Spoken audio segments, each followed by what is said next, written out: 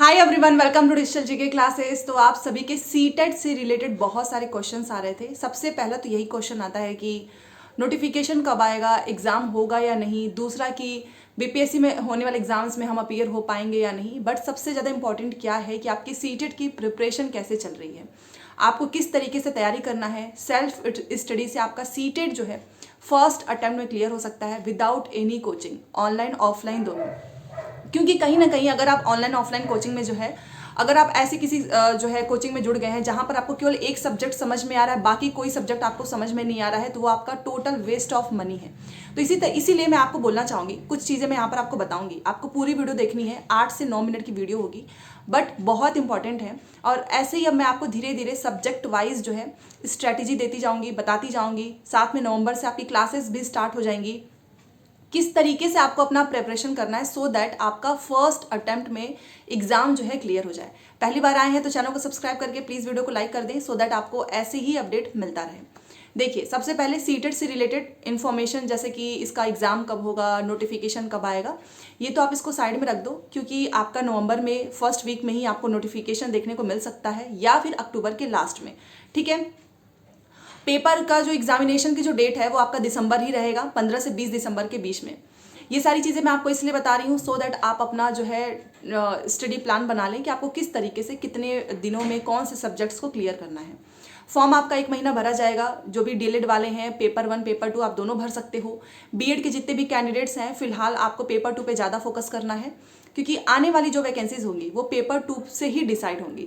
Like BPSC को जो exams होंगे, अभी तक यही सुनने में आ रहा है कि 1 to 5 की वैकेंसीज नहीं आएंगी, बट फिर भी पेपर 1 तो आप अप्लाई करोगे ही ना। मान लो कहीं पे पीआरटी की वैकेंसीज आ रही है, जैसे कि जो डीएलएड वाले कैंडिडेट्स हैं पीआरटी में जाना चाहते हैं क्योंकि उनके पास ग्रेजुएशन नहीं है, तो उस केस में आपको दोनों पेपर पे फोकस करना है, पेपर 1 पेपर 2। तो इस तरीके से आपको एक आइडिया लग गया कि पेपर दिसंबर में होना है और नवंबर में फॉर्म भरा जाएगा। अक्टूबर का मंथ वैसे भी अब जाहिर खत्म ही हो चुका है, ज़्यादा दिन नहीं बचे हैं, 4 से 5 दिन और हैं। तो नवंबर पूरा है आपके पास, दिसंबर में तो वैसे भी आपको रिवीजन करना है। तो मैं आपसे कुछ चीज़ें यहाँ पर बेसिक चीज़ें बताने वाली हूँ ताकि आपको समझ में आए, जो कि अगर आप 1 या 2 बार दे चुके होंगे, आपने बहुत अच्छे से कभी पढ़ाई की होगी, कहीं भी आपने जो है किसी ऑनलाइन ऑफलाइन कोचिंग के माध्यम से, तो आपको सिलेबस का आइडिया हो गया होगा। बट फिर भी आपका 1-1 2-2 नंबर से नहीं क्लियर हो पा रहा है, या फिर आपने कई बार ट्राई किया, बहुत मेहनत की। दूसरे वो कैंडिडेट्स आते हैं जो कि फ्रेशर हैं, जस्ट अभी सीटेट के लिए अप्लाई करेंगे, आपने डीएलएड बीएड का आपका बस 1 दिन भी जो है कॉलेज में गया होगा, तो भी आप सीटेट का एग्ज़ाम दे सकते हो, क्योंकि अब ये लाइफ टाइम वैलिड है। आपने एक बार एग्जाम कर लिया पास, अब उसको आपको बार बार देने की जरूरत नहीं है। तो चलिए अब बात कर लेते हैं कि आप विदाउट कोचिंग, सेल्फ स्टडी की हेल्प से आप कैसे सीटेट को फर्स्ट अटेम्प्ट में क्रैक कर सकते हो। देखिए, जो भी चीज़ें मैं आपको बताऊंगी मैं अपने खुद के एक्सपीरियंस पे, बाकी ऐसा कोई चीज़ मैं आपको नहीं बताने वाली हूँ जो कि मैंने खुद ट्राई ना किया हो। मैंने एग्जाम की प्रिपरेशन में अपनी सेल्फ स्टडी में कुछ चीज़ों का जो है स्पेशली ध्यान रखा था, वही चीज़ मैं आपको बताऊंगी। एंड डेफिनेटली मैं एक चीज़ बोलना चाहूँगी कि अगर आपने इस चीज़ को फॉलो किया तो आपको बहुत हेल्प मिलेगी, क्योंकि इसको मैंने 1 नहीं 2 बार अप्लाई किया था, दोनों बार सीटेट क्लियर हुआ। साथ में मैंने बहुत सारे स्टूडेंट्स को बताया तो उनको काफ़ी मदद मिली। सबसे पहले आपको अपने दिमाग में रखना है कि सीटेट का एग्जाम बहुत आसान होता है। उसको क्लियर करने के लिए बस आपको सही स्ट्रैटेजी की ज़रूरत है। जो लोग क्लियर नहीं कर पाते हैं, पढ़ाई तो बहुत करते हैं, बट किस डायरेक्शन में करना है, कितना करना है, ये स्ट्रैटेजी उनको कोई नहीं बताता है। सिलेबस के अकॉर्डिंग टीचर्स अपना पूरा कंप्लीट करा देते हैं, बट आपको किन किन चीज़ों का भी ध्यान रखना है ये मैं आपको बताने वाली हूँ। देखिए, ये ऊपर आपका पर्सनल जो है चॉइस होना चाहिए कि आपको सेल्फ स्टडी करनी है, किसी कोचिंग की हेल्प लेनी है, बट फिर भी यहाँ पर मैं कुछ चीज़ें ऐड करूँगी। देखिए, सबसे पहले याद रखिएगा कि सीटेट के एग्जाम को पास करने के लिए 90 नंबर अगर आपका आता है तो आप क्वालिफाई कर जाएंगे। तो क्या 90 नंबर का ही टारगेट बनाओगे? बिल्कुल भी नहीं। यहीं पर कुछ लोग जो है ये सोचते हैं बस कि अरे ठीक है, मतलब इतना नंबर नहीं आ रहा है तो चलो 90 आ जा रहा है, 90 आ गए तो पास हो जाएंगे, बॉर्डर वाले। तो आपको टारगेट हमेशा हाई रखना है। अगर आप टारगेट हाई रखोगे तो आप अचीव कर लोगे उस चीज़ को, बट अगर आपने टारगेट ही रख लिया 100 या 90 तो आपका जो है इसमें कुछ रिस्क हो सकता है कि एक 2 नंबर से आपका ना निकले। ठीक है, ये चीज़ टारगेट हमेशा हाई रखो। दूसरी चीज़ कि सीटेट के लिए सबसे ज़्यादा इंपॉर्टेंट है पैडागॉजी की समझ, और दूसरी है एनसीईआरटी, बस। और सीटेट के सिलेबस के थ्रू आपको चलना है। सीटेट का सिलेबस पूरा टेलीग्राम चैनल पे मैंने भेजा हुआ है, एक पॉइंट वाइज भी आप खुद भी एनसीईआरटी की बुक से पढ़ सकते हो। दूसरा सवाल कि एनसीईआरटी की बुक कहाँ से ले? एनसीईआरटी का जो है गूगल पे आप एनसीईआरटी लिखिएगा, एनसीईआरटी ने खुद अपनी सारी बुक्स अपडेटेड वर्जन में सारा 1 to 12 तक दिया है। वहाँ से आप एक एक करके डाउनलोड कीजिए PDF को, वहाँ से अपनी पढ़ाई करिए, नोट्स बनाइए। देखिए, आपको एनसीईआरटी के बाहर नहीं जाना है, ना ही सीटेट के बाहर, क्योंकि यही दो चीज़ है जो कि आपका सीटेट क्लियर करेगा। कुछ लोग जो है बस पढ़ाने के नाम पे बहुत सारा कंटेंट दे देंगे, वो कोई उसका मैटर नहीं, वो उतना इंपॉर्टेंट ही नहीं है ना, क्योंकि जो चीज़ पूछी जा रही है आपको केवल उस पर फोकस करना है। तो आपको हर दिन क्या करना है, अगर मान लीजिए आप 1 to 5 की तैयारी कर रहे हो या फिर 6 to 8 का आपका साइंस सब्जेक्ट है, आपका SST सब्जेक्ट है, उसके अकॉर्डिंग आप चैप्टर 1 से स्टार्ट कीजिए, पढ़ते जाइए, 1 से 2 बार पढ़िएगा, उसके बाद से जो भी आपको इंपॉर्टेंट पॉइंट्स लगते हैं अपने कॉपी में नोट कर लो। इस तरीके से आपका खुद का एक सेल्फ नोट्स तैयार हो जाएगा, जो कि शॉर्ट नोट्स में शॉर्ट होगा, तो रिवीजन में काफ़ी हेल्प होगा।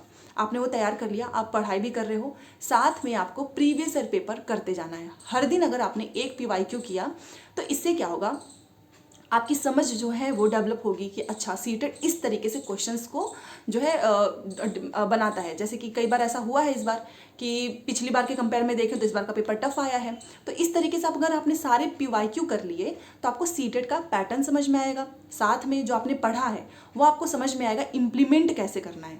जो आप नॉलेज जो है इकट्ठा कर रहे हैं उसको कहीं पे यूज़ भी तो करेंगे। जब तक आप यूज़ नहीं करेंगे आपको पता कैसे चलेगा कि अच्छा यहाँ से क्वेश्चंस पुट ऑन होते हैं। तो ये दो चीज़ें आपको करनी है। अब रही बात दूसरे, जैसे कुछ लोग पूछते हैं कि बुक्स कौन सी लें, तो अगर मैं अपना बताऊं, मैंने कोई बुक्स नहीं ली थी, मैंने PYQ को ही अपना एकदम सेंटर जो है रखा था कि सिलेबस और PYQ से मैं क्वेश्चन सॉल्व करती थी। वहाँ से मुझे इंपॉर्टेंट टॉपिक्स मिलते थे कि अच्छा इस टॉपिक से सबसे ज़्यादा क्वेश्चन पूछा गया है, मैं उसको यूट्यूब पे सर्च करके कहीं कोई भी वीडियोज़ आता था मैं उसे अपना नोट्स बना देती थी।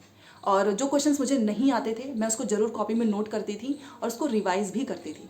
2-3 चीज़ें ही मैंने अपने प्रिपरेशन के समय फॉलो किया है। दूसरा चीज़ मैंने हमेशा फोकस किया है पैसेज पे।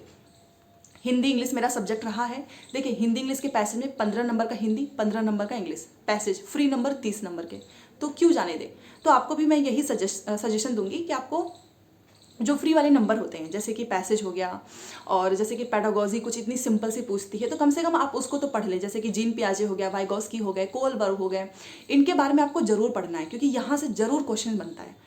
तो देखो, इस तरीके से जैसे मैंने क्या किया, सेल्फ स्टडी करती थी, खुद से नोट्स बनाती थी। नोट्स भी मेरा PYQ पे ही डिपेंड करता था कि किस टॉपिक से कितने क्वेश्चंस पूछे गए हैं। फिर मैंने सिलेबस देखा था, उसके अकॉर्डिंग मैंने इंपॉर्टेंट टॉपिक्स अपने तैयार कर लिए।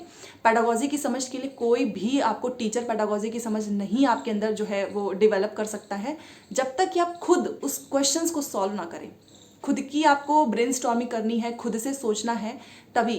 नहीं तो मैं अगर जब PYQ करा रही हूँ, मैंने पेडागोजी करा दिया तो आपने मेरी हेल्प से कर लिया सॉल्व, तो आपको खुद भी तो करना है क्योंकि एग्जामिनेशन टाइम में तो कोई और नहीं आएगा ना कराने के लिए। तो पेडागोजी बहुत इंपॉर्टेंट है। पेडागोजी हो गया, NCERT हो गई, सीटेट का PYQ जो अभी तक सीटेट ने पूछा है, बस आप इन 3 चीज़ों को फॉलो कीजिए। आप खुद फील करेंगे कि अगर आपने कोचिंग में पढ़ाई की है बट आप सेल्फ स्टडी से करेंगे ना तो आप फ्री रहेंगे। फ्री इसलिए कि एक तो आपके मन में ये बोझ नहीं रहेगा कि अरे मैंने पैसा दिया है तो मुझे वहाँ से सब कुछ पढ़ना है, क्योंकि ये कभी हो ही नहीं सकता है कि कहीं भी आप किसी भी ऑनलाइन कोचिंग में चले जाएं और वहाँ पर आप पैसा दे दें तो आपको सारे टीचर्स बहुत अच्छा पढ़ाएं। एक टीचर अच्छा पढ़ाता है बट बाकी सभी का आपको ना समझ में आए। तो इस अगर आप सेल्फ स्टडी करेंगे, कहीं एनरोल नहीं है तो फ्री है। फ्री इन द सेंस कि आप यूट्यूब पे फ्री में सर्च करके किसी का भी पढ़ सकते हो, अपने अकॉर्डिंग अपना जो है टाइम टेबल स्टडी प्लान बना सकते हो, अपने नोट्स बना सकते हो। तो ये बहुत सारी चीज़ें मैटर करती हैं जो कि सेल्फ स्टडी में हमको एक फ्रीडम मिलता है कि हमने एक तो पैसे भी नहीं दिए हैं तो दिमाग में बोझ भी नहीं रहता है कि अरे पैसा भी दिया है वहाँ से भी पढ़ लेते हैं, पता चला वहाँ से पढ़ा कुछ आया ही नहीं। तो इसीलिए सेल्फ स्टडी बहुत बेटर होता है क्योंकि वो आप अपनी समझ से नोट्स बनाते हैं। सो आई होप आपको समझ में आया होगा। फिर भी कोई भी डाउट हो प्लीज़ बताइएगा, ऐसे स्ट्रेटेजी वाली वीडियो आती रहेंगी। टेलीग्राम पे आपको मेरे नोट्स मिल जाएंगे। 1 नवंबर से क्लासेस फिर से स्टार्ट हो जाएंगी। मिलते हैं नेक्स्ट क्लास में। Thanks for watching.